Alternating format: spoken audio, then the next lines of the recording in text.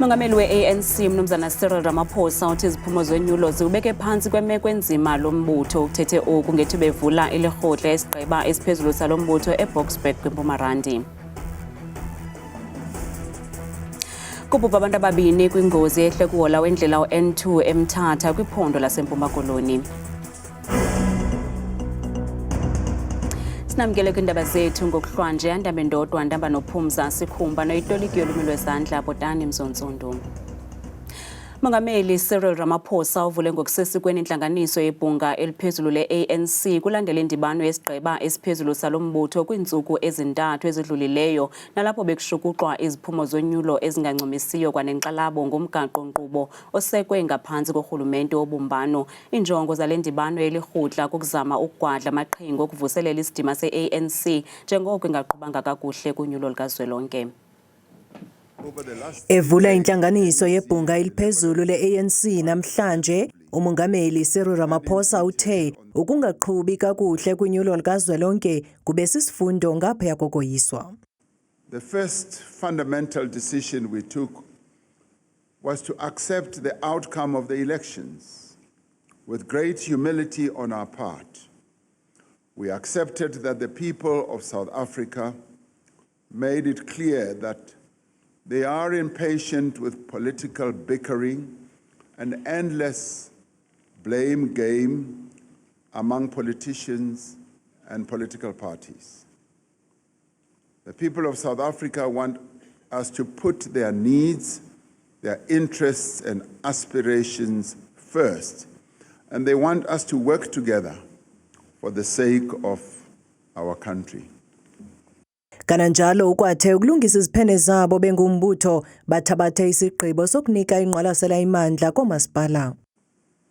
Our analysis of the election results show that the ANC experienced the greatest decline in its share of votes in the metros.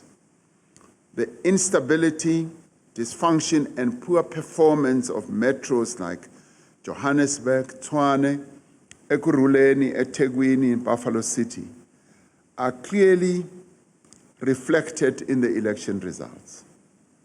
We therefore need decisive interventions in these metros. This is necessary not simply for the ANC's electoral prospects, but for the sake of engendering inclusive growth, ensuring that there is job creation, and that there is poverty reduction. Ukwavakalise ukungaxoli ngokuqhwalela koqoqosho lweli isithuba seminyaka elineshumi nalapho athe ngonyaka uqoqosho lukhula ngo-1.2%. Together as the alliance, we must confront the fact that our economy has barely grown over the last 14 years. Between 2010 and 2024, the average annual GDP growth rate was 1.2% a year. Nokukunjalo umongameli uthi umbutho wakhe ngaphambili ukhe wahamba phezu kwameva kodwa usamile nanamhla oku. Abafundi bedyunivesithi yaseWalter Sisulu eMthatha eMpuma Koloni bamemelela ungenelelo lwamapolisa ngokuthi axhaphake ukuzulazula kwisitalato iNelson Mandela Drive khona ukuze bazive bekhuselekile xa benqumla lo mgaqo besiya kuthenga izityo kwivenkile ngaphesheya. Esi sicelo sizemva kokuba abafundi beziva bengakhuselekanga nanjengoko zisanda iziganeko zokuquthelwa nantoni na abayiphetheyo zizikrelemnqa ezibagada xa behamba belicuntswana ukuya kuthenga, kanti nabo bahlala ngaphandle kwamasango edyunivesithi ndanga kuba banazo inqwelo ezibathuthayo okwangoku. Sikinoyiya benodliwano ndlebe nabafundi zewasenzela lengxelo. Abafundi abanqumla lohola wendlela u-N2 imihla nezolo basemngciphekweni wokugagana nembila zithutha. Onqevu bagoqa ngaphandle kwamasango eliziko zebahlasele bakubona amaxhoba.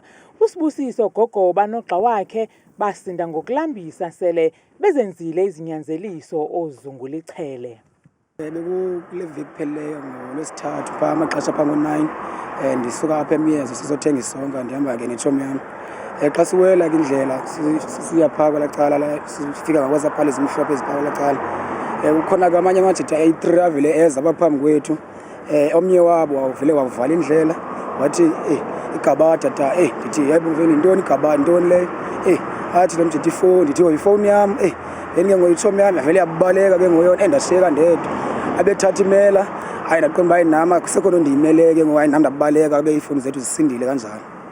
Njengoko abanye bethathelwa i-laptop nonomyayi, bambi bathi bakwasemngciphekweni wokutshayiswa nanjengoko ii-robots zayeka ukusebenza maxa wambi bakhuthuzwe nemali. Ezinye ingxaki esidibana nazo, imali esiziphiwa nzima emakhaya ziye nazo ziyathathwa kule ndawo and siyatshayiswa nazimoto. So if at least kungakho i-bridge for abahambi ngeenyawo ingancedisa loo nto kakhulu. Unobhala wombutho wabafundi e-SRC uthi kanti nabafundi abangahlali ngaphakathi abasindanga nanjengoko bebetha ngezikatshiwo ukuya esikolweni. Off-campus students, they used to not have a transport last semester.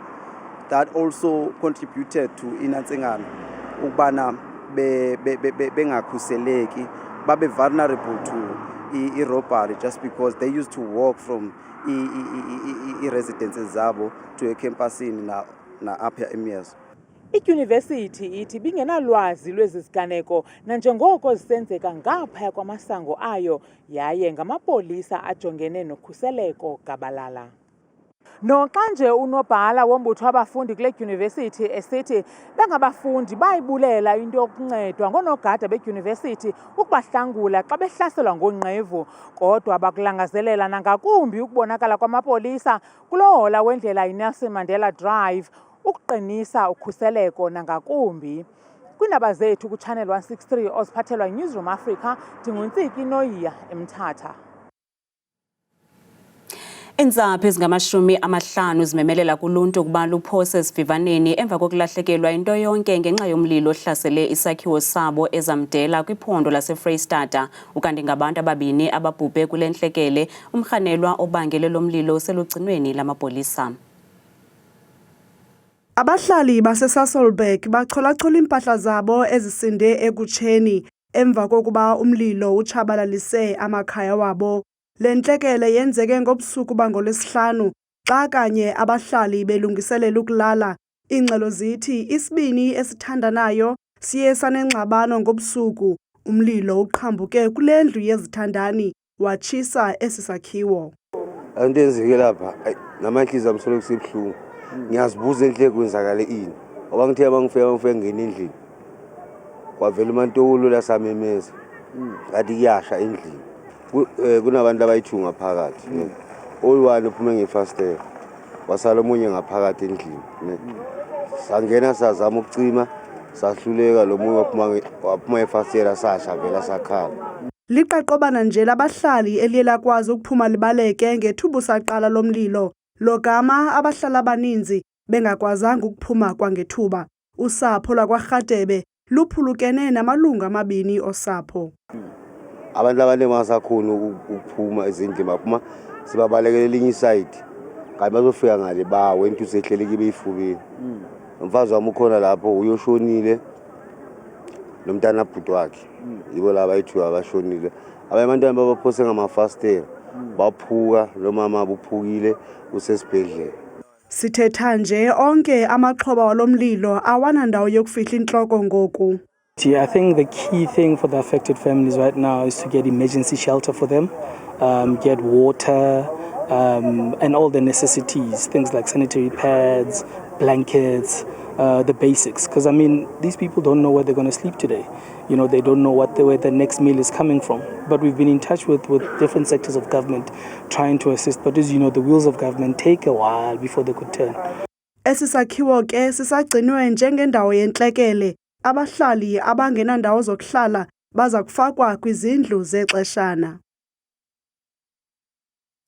Isube imiphefumlo emibini ingozi ehlenga lentsasa kuhola wendlela N2 Cebokuhle eMthatha kwiphondo laseMpuma Koloni ngokwengxelo yabaziboneleyo iteksi bizama ukuphepha imoto encinci nebibaleka ngesantya esiphezulu. Le teksi bithwele abantu abathathu, umqhubi uye waphulukana nobomi bakhe ngokona ngoko kwindawo yexhwayelo. Kwathi ababini bafumana umonzakalo zebabalekiselwa kwisibhedlele iNelson Mandela Academic Hospital. Kwezi nyanga zimbalwa zidlulileyo eliphondo limbathwe elinani eliphezulu lengozi. Sikinoyiya bekwindawo kwindawo yeqhwayelo nalapho athethe nabaziboneleyo.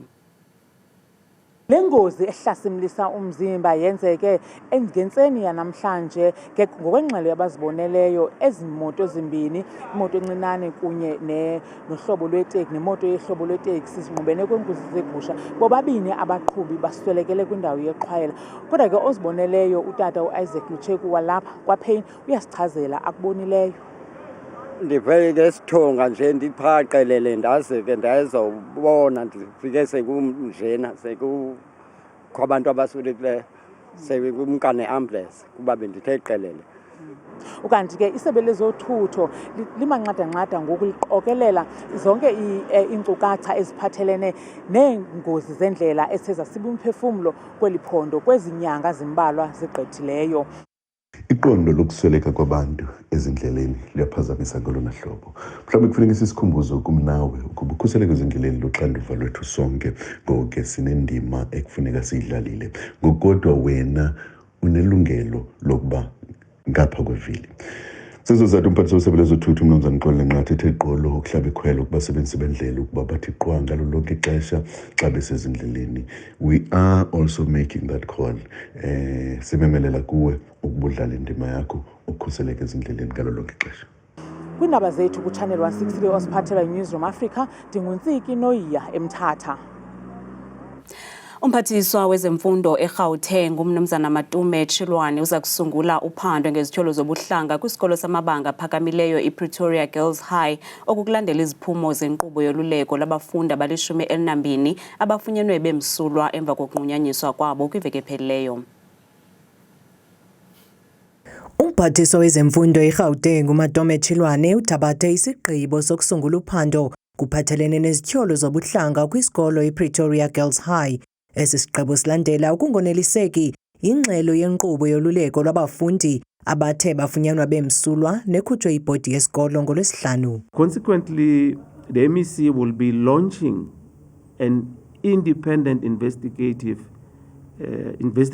into this matter, focusing on determining whether a culture of racism exists at the said school.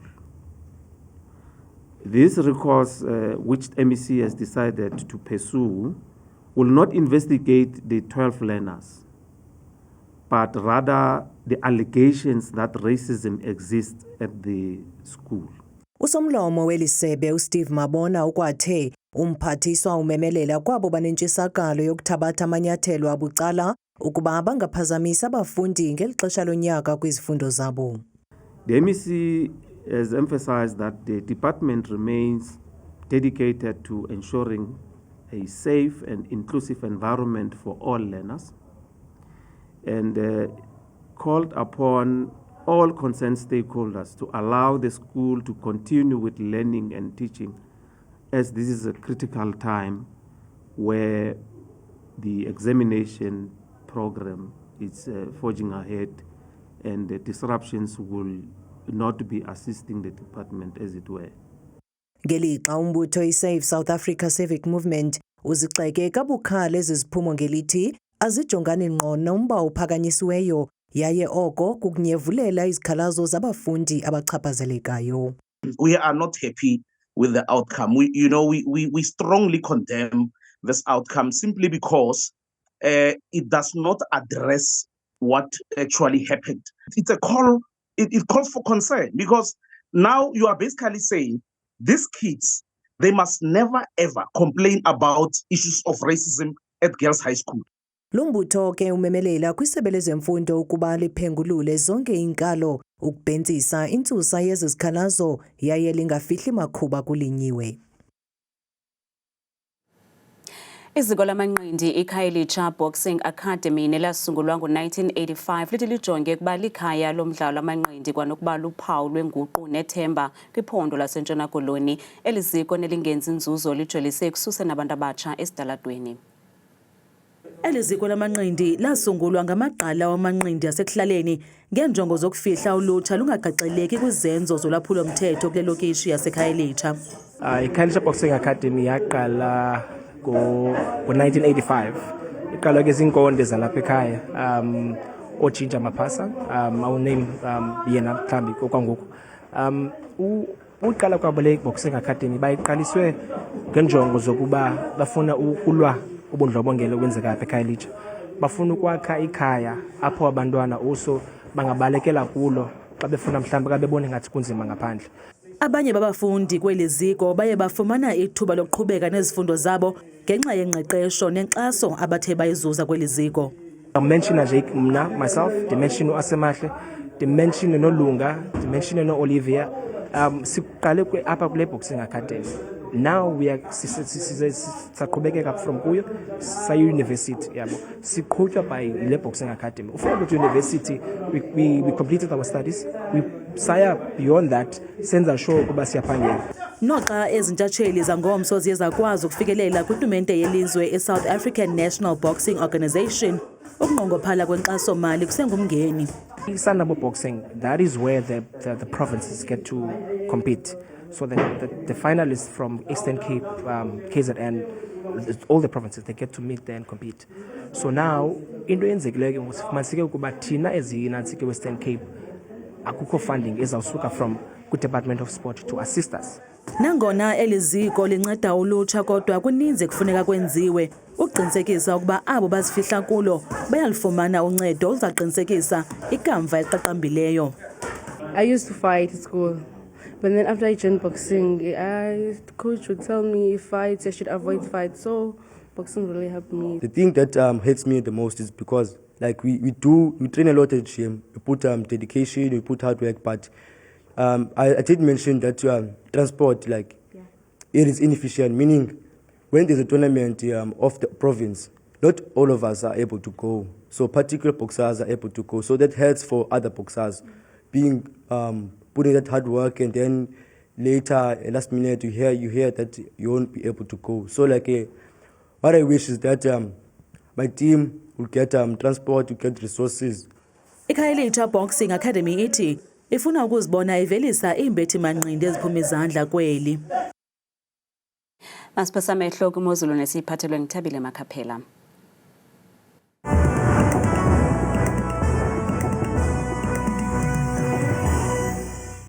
Kaphambi nje kokuba nisithele deskeni yendaba Lisa noNcuthu nami bethu namanthabathi thuba kaloku ndamkela umbukele ekhaya ndikuqeqona nami lemozulu namhlanje ngokegama mna ndikuthabile Makhaphela inzokazi yabathembu. Nanse yakutsha nje imozulu savula mbukela ekhaya ngokuphawula kaloku iziganeko zethu zemvula, imimoya nokutshisa kwelanga apha kaloku eMzantsi Afrika. Umzekelo mbukele phaka umbindi nje ngapha kaloku Diara imbimeko phaya bevuswa liqanda eliza nengqele ke mbukele kokuguguga imozulu phaya ebusuku noko ko 12 degrees phako fix the futhi sabanda kaloku ngayela 1 noxa liveli ilanga kuphaya ngo-14 degrees. Bukela ekhaya amaqondo phansi naphezulu phaya ephondweni lokuqala kuSempuma Koloni njengapha lokho Kaladoko nditshilo kaloku mbukela ngaphambili bakuyabanda kakhulu kulo lonke nje futhi elapho laphaya eMpuma Koloni umzekelo ngu2 degrees phaya ekuseni Kaladoko futhi kanti ngu17 xa bequkumbela usuku. Sithi chu sijonga lokhu kumbindi apha eMzantsi Afrika elophondo lolwana liphaka lokho eFree State njengapha koVelcom kwincam yeliphondo kuyabanda ekuseni futhi bevuswa sisine bayiqukumbele bayivala imini yabo ngo17 welanga.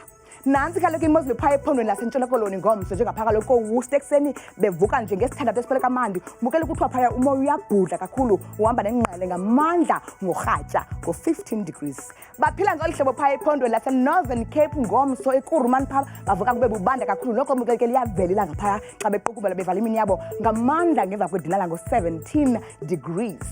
Nansi kaloku imozulu mbukele ekhaya phaya ephondweni laseNorthwest Tosca phaya kube bubanda ekuseni ewe kodwa mbukele yatshintsha imozulu phaa ngorhatya futhi ngamashumi nje akhatshwa sisibini. Nansi ke bukela sithethe sijonga imozulu ethu ephondweni lethu kulapho sikhoyo bethina thina siseRhawutini njengapha kaloku Quality Vunekuseli futhi kuyabanda bevuswa sisithandathu liphuma ilanga phaa ngorhatya futhi ngeshumi nje likhatshwa sisibhozo kuyabanda eSprings ekuseni ngo9 degrees. Xa siqosela ngokubanzi phaya ephondweni laseLimpopo ekuseni naphaya ebusuku ngomso Thabazimbi bavuswa phaya ngu8 degrees lapha koBilabila futhi phaya ekuseni futhi ngala 11 bathi chu nemini yabo beyisonga ngo28 degrees. Kanti phaya ephondweni laseMpumalanga ngomso ekuseni phaya koMiddleburg qabaqaba ngamafu wesithandathu bayisonge futhi imini mbukela phaya ekhaya futhi ngo25 degrees. Kanti kuyabanda eMalahleni ekuseni futhi ngesibhozo. Xa sisehla njalo mbukela siyayivala siyayisonga imozulu phaya kwaZulu Natal njengapha Vryheid bevuswa ngu7 degrees wemvula nenduduma naphaka lombukele fakwa impuma futhi ko-Richards Bay kuyanetha ekuseni ngesixhenxe. Mna ndithanda kangaka xesha elimyole.